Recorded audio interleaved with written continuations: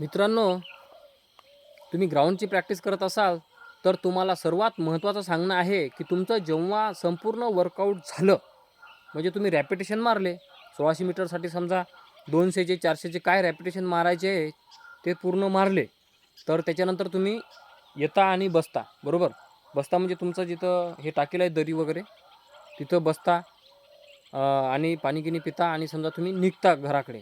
तर माझं असं मत आहे की तुम्ही तुमचं सगळं वर्कआउट झाल्याच्यानंतर तुम्ही तिथं येऊन तुम्ही पूर्णपणे स्ट्रेचिंग कमीत कमी 15 ते 20 मिनटं स्ट्रेचिंग करायलाच पाहिजे. जर स्ट्रेचिंग नाही केली तर तुमचा जो परफॉर्मन्स आहे तो परफॉर्मन्स मिळणार नाही. आणि तुमचं जे आता समजा तुम्ही रनिंग मारली फास्ट, कमी जास्त स्लो किंवा फास्ट, तर त्याच्यामध्ये तुमच्या नसा पायाच्या एकदम असा तट झालेल्या असतात, हाताच्या पायाच्या नटा तट झाले असतात. तर त्याच्यासाठी तुम्हाला थोडंसं स्ट्रेचिंग करणं महत्त्वाचं आहे. असं कंटिन्यू तुम्ही स्ट्रेचिंग केलीच पाहिजे. आणि रॅपिटेशन मारायच्या अगोदरसुद्धा थोडंसं वर्कआउट करायला पाहिजे, स्ट्रेचिंग करायला पाहिजे, वॉर्मअप करायला पाहिजे.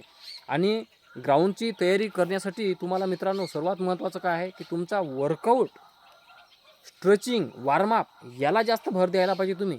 म्हणजे त्या वर्कआउट आणि स्ट्रेचिंग केल्यामुळे तुमचा एंड्युरन्स वाढण्यास मदत होते. आणि हप्त्यातून कमीत कमी मित्रांनो तुम्ही 5 किलोमीटर, 7 किलोमीटर एक दिवस तरी कमीत कमी मारायला पाहिजेत. तरच तुमचा त्याच्यामध्ये फायदा होईल. म्हणजे तुम्ही जे 1600ची प्रॅक्टिस करत असाल किंवा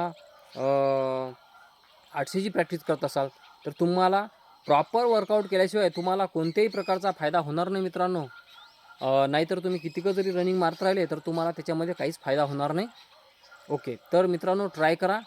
तुम्ही गेल्याच्यानंतर थोडंसं वर्कआउट कसं पद्धतीनं करायचं, टेक्निकली काय कसं करायचं याचं थोडंसं तरी थोडंसं भान ठेवा आणि तरच तुमचा फायदा होईल.